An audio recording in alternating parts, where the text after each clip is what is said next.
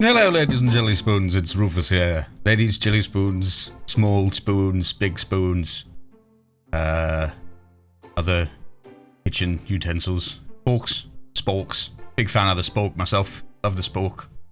I don't really use forks at all. I mean, no, just a spork. Got myself a set of sporks. Anyway, enough about sporks. So, what do we do next? Ah, yes, I read you a chapter. Here's another chapter.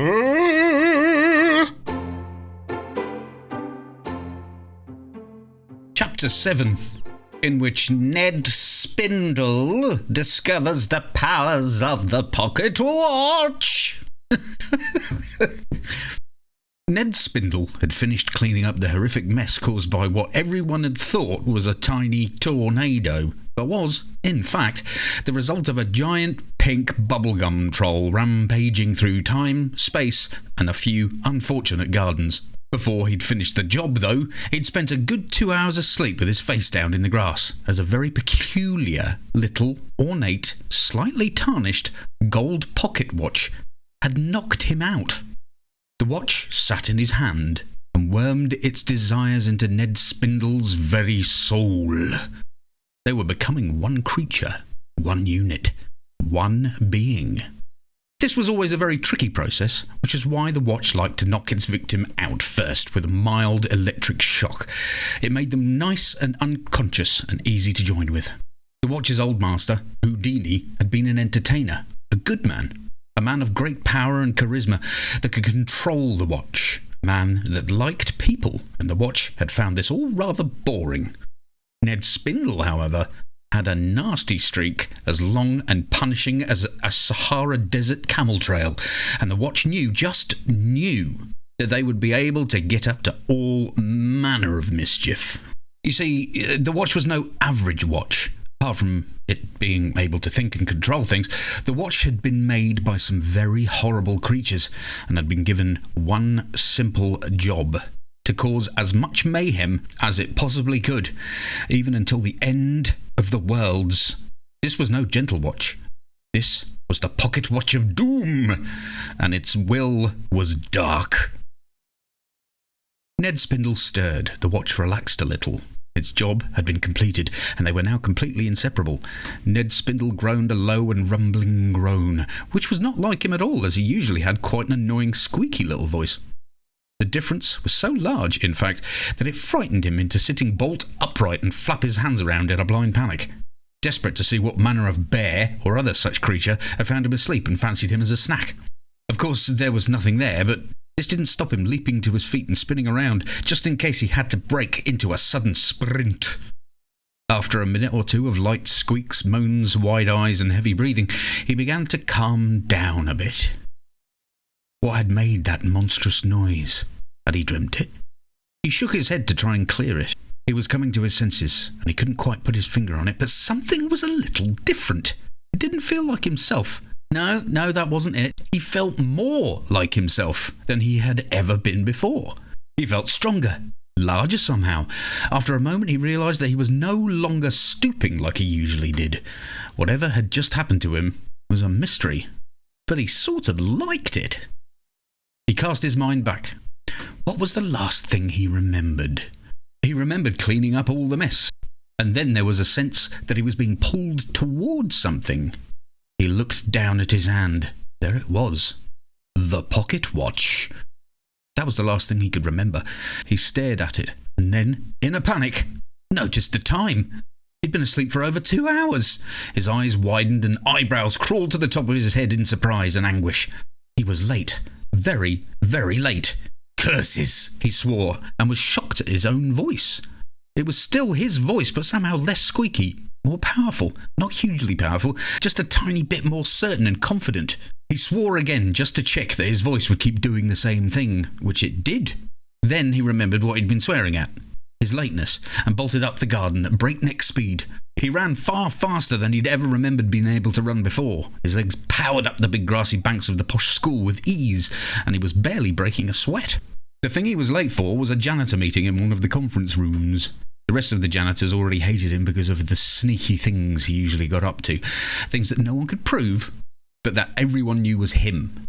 Things went missing from lockers and nasty tricks were played, like putting rats in underwear drawers and the like. He reached the main entrance. The school looked more like a stately home than a seat of learning. It was a giant grey stone building, and every inch of it had been ornately carved with gargoyles, plants, huge columns and pillars. This was a rich place, and the people in it were heirs to the wealth of the world. As he forced his way through the massive oak doors of the main entrance, he was happy to find that he didn't have to strain as hard as he usually did to open them. He darted inside and met two of the older, bigger boys that delighted in knocking Ned Spindle over whenever they got the chance. It wasn't just the janitors that didn't like him. Nobody did. As he rushed past them, one of them attempted his usual shoulder barge, which did not have the desired effect. Instead of what usually happened, Ned bouncing off him and tumbling to the floor, sliding along its well-polished surface in a crumpled lump, the boy spun wildly. His friend caught him just before he crashed to the floor. The boy looked at Ned Spindle with sheer horror. Ned Spindle looked at them with a flash of terror gripping him, which quickly vanished and was replaced with a sort of gritty nastiness.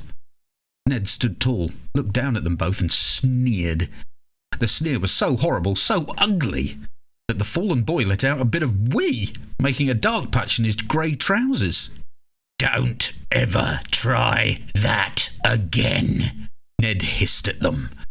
His voice was almost the same, but carried so much more weight than it ever had before. The boys were terrified, and the second boy let out a bit of wee too. Ned turned and rushed on, leaving them to soak up their embarrassment. Ned smiled a wicked, slimy, nasty, scowling smile that made every single boy and girl who saw him back away in revulsion.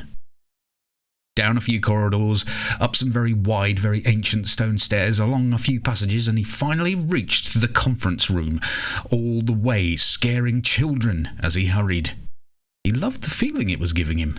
He loved scaring people. He'd never felt this full of malice before, and he was soaking it all up with every step he took, just in case it all went away as suddenly as it had come. The conference room had 2 mahogany doors, and he smoothly swished them both open. The room went silent. There was a long, well-polished antique conference table, and 13 other janitors were sitting around it with their head janitor at the top. He'd clearly been giving them a talk about one thing or another, and he scowled at Ned's interruption. Ned swooshed into the room, and all of a sudden the scowl on the head janitor turned into something else. Was it fear that Ned could sense? Whatever it was, the head janitor didn't let it hang on his face for long. For a moment, he didn't even think it was Ned standing there. He hardly recognised him. "You're late?" This was supposed to come out as sounding very angry, but instead it came out with a little squeak of nervousness. He cleared his throat and tried again. "You, in my office! No!" He managed to sound a little bit more threatening that time, but nowhere near his usual level of gruffness. He could usually reduce the biggest, toughest of men to shivering cowards with his booming voice, but not today. Ned walked menacingly past the other janitors at the table to a door at the far end of the room, next to some extremely tall windows. The head janitor walked to the door at the same time, nearly tripping over his feet as he went, a small sign of his nervousness. He couldn't understand what was going on, but he was going to get to the bottom of it, and Ned was going to regret his disrespect. At least, that was his plan. Things didn't really go his way from that moment on, though. He intended to walk through the door as Ned held it open for him, which was the way that things normally happened, but he found himself moving to the door first and holding it open for Ned. He hadn't meant to do this. It just sort of felt like the right thing to do. He only just managed to fight off bowing as Ned Spindle stalked into the room. Instead of the head janitor walking around his desk slowly with authority, as Ned Spindle cowered at the door, awaiting his verbal bashing, Ned went around the desk with a sort of confident creeping strut, a sneering amble, and lowered himself into the chair with a smooth but menacing movement. The head janitor closed the door. "No, Ned," the head janitor began, trying to sound bold and strong, but failing miserably. "We've got to talk about your behaviour." Ned Spindle wasn't listening. The watch in his left hand felt warm, a little bit tingly. He had the distinct impression that the watch was trying to talk to him. He closed his eyes for a moment and tried to listen to what it had to say. He found that it wasn't exactly talking to him, but it was urging him to do something. Ned followed the urge, lifted his arm, let the watch dangle down on its chain and started swaying it back and forth. "Don't take your eyes off the watch," he quietly commanded, and the head janitor felt himself obey. He didn't want to obey, he just couldn't help it. "Let your eyes get heavy," Ned went on. "Relax, relax. Take a seat." The man sat down. "Now, we're going to change things around here. You're no longer in charge, do you understand?" The head janitor nodded. "I'm in charge," Ned hissed. "Say it. Tell me I'm in charge." The head janitor's voice came across the desk in a dreamy lilt. "You are in charge, Ned." "Call me," Ned thought for a moment. "Call me, Master. Yes, that's it." His voice dripping with spiteful glee. "Call me Master." "Yes, Master." Things in the school, and indeed that particular world, were about to change horribly, and the watch could not have been more happy. Lovely, lovely, lovely, lovely. Thank you so much for coming along and listening and hanging out with me. I would say that I have enjoyed hanging out with you, but I can't see you or hear you, so it's kind of weird. I wouldn't say that. But I'm glad you came. I am. I'm glad that you listened. What was I going to say? What was the whole point of me doing this bit? Why was I doing this bit? Somebody help me. Nope, got nothing. Got nothing. My brain's gone completely off. Yep. For those of you that are interested, I have attention deficit. I have ADHD. And sometimes my brain wanders off on bizarre tangents and I forget everything. I forgot what I was going to say. I'll probably record it again later. Anyway, thanks for coming. It's now 5 minutes later and I have remembered what I was going to say in the first place. Yes, I have.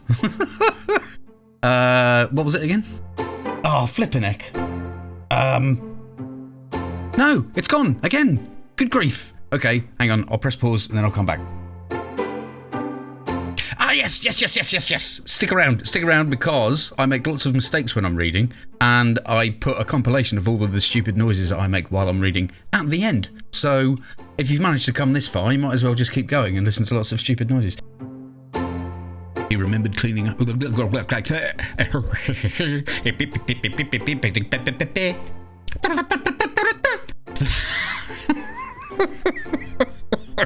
Oh, God. Okay. You can do this, Rufus. You can do this. But it's worried about. Remember, he stared at it. He swore and was shocked. Swore again just to check that it was his voice. He swore again just to check that his voice would keep. As he forced his way up.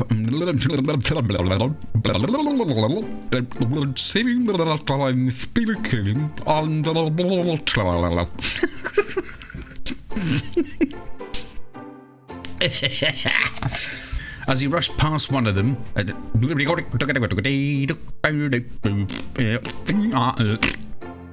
he was standing. He'd clearly been He'd clearly been giving them a talk. He'd clearly been giving them a talk about one thing or another, and he scowled at Ned's interruption. Oh, okay, hang on a minute. I've done that all wrong. Try again. Pardon me. He'd clearly been giving them things didn't really go his way from that moment.